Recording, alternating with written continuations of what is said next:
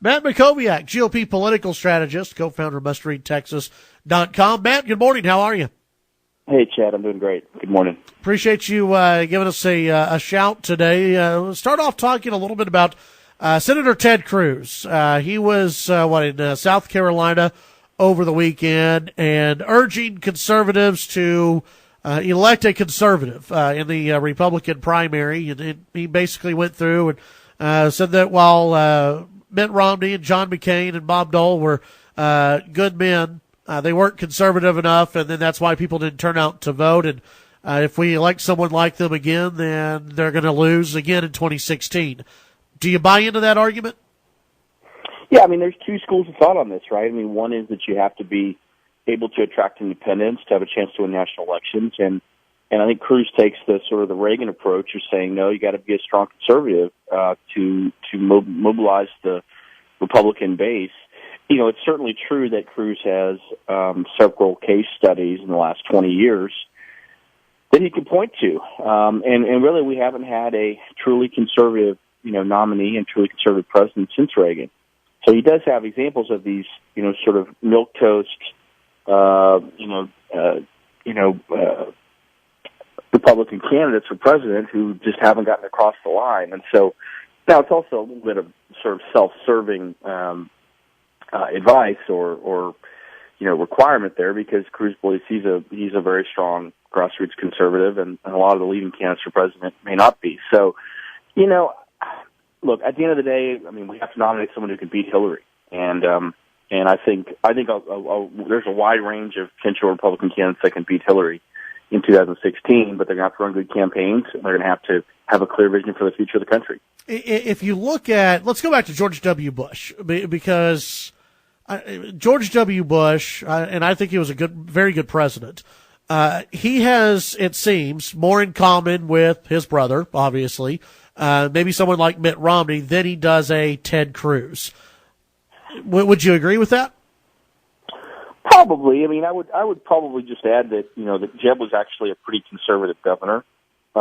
He may have sort of moved a little bit more to the middle since he's been governor, but I mean, he was I think a pretty successful, a pretty courageous conservative governor, two-term governor of Florida. So I think he's more conservative than his brother George W. is. But yes, I would not say he's as conservative as Ted Cruz. Certainly not. Yeah, and I just wonder if, after 8 years of Obama, is it you have to have the most conservative person in order to win? Because you look at, again, George W. Bush, people were tired of the Democrats. They were tired of Bill Clinton. Yeah.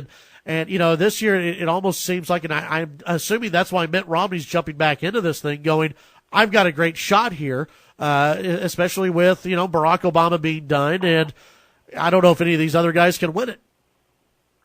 Yeah, I mean, I think Romney's running partly because he feels vindicated by what's happened around the world and in the second Obama term, but mostly because I think he thinks Jeb Bush can't win the nomination, but none of the other candidates can necessarily beat Hillary. And I think that's really kind of the rationale that he has internally. But yeah, I mean, look, this is the most wide open Republican presidential field of my lifetime. I mean, you have a path to nomination for 6 or 8, or perhaps even 10 candidates. I heard on Sunday that Senator Lindsey Graham is thinking of running South Carolina. He's not going to be the nominee, but if he is a native son and wins South Carolina, that changes things for a number of conservative candidates that were counting on being competitive there. So there's a lot of permutations here that are possible. It's, as I said, an extremely unpredictable race. Look, there's not going to be enough money out there to fund 6 or 8 or 10 candidates to make them competitive. So I think at the end of the day, you're talking about 4 or 5 real candidates that have any real chance. And I think the field will narrow. I think it'll expand for the next, 6 months or so, and it'll narrow towards the end of next year. But look, this is a fight. But I'll add one other thing: the fact that Jeb and Romney are both looking like they're going to run, and even Christie looks like he may run also, increases the likelihood that we could have a conservative nominee. Because if you have the establishment side of the party split, that will help us get a conservative. Normally, we have 4 or 5 conservative candidates, and one establishment frontrunner, and that establishment frontrunner, wins Iowa or wins the big states later in the primary. But if you have 2 or 3 of those candidates, it's going to water down that vote. Visiting with Matt Mackowiak, GOP political strategist, also co-founder of MustReadTexas.com. Tomorrow in the state of Texas, we'll have a new governor, Governor Greg Abbott, and a lot of stories today that are out there that I'm sure you've seen as well, that are sort of comparing, what Abbott will do compared to what Rick Perry did. What do you think about the two differences in leadership styles that people will see, and what do you anticipate from a Governor Greg Abbott compared to what we saw in Rick Perry? Yeah, my biweekly column for the Austin American Statesman was a take on Abbott this past Monday, a week ago, and I've often said I think Greg Abbott is everything you like about Rick Perry, but nothing you don't. And I think from a sort of conservative standpoint, I think they're pretty well aligned. But I think some of the, home run swings that Perry took over the years and some of the partisanship, I think won't quite be as visible. Abbott comes at this for the judicial mindset, and I think he's much more interested in hearing arguments on both sides, really considering the facts, making smart decisions. He's going to always be very well briefed on anything he's talking about. So I think it's going to be a period of sort of calm but conservative leadership, and he also comes at this at a time where we have stronger Republican and stronger conservative majorities in the House and Senate in Texas than we've ever had. So now that said, the growth that we've had has presented us with some significant challenges when it comes to transportation and water and education funding and other things. So, there's a lot of things they want to spend money on. You also have the oil prices going down, and that's impacting the budget. Although I think it only impacts about 10% of our state revenue now. Right.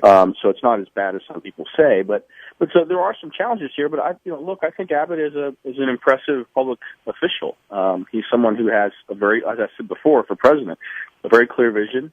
Knows what he wants to do and works through it in sort of a methodical way. So he may not be as sexy, in a manner of speaking as Rick Perry, but he will definitely get the job done, and I think he'll be a very strong and effective leader.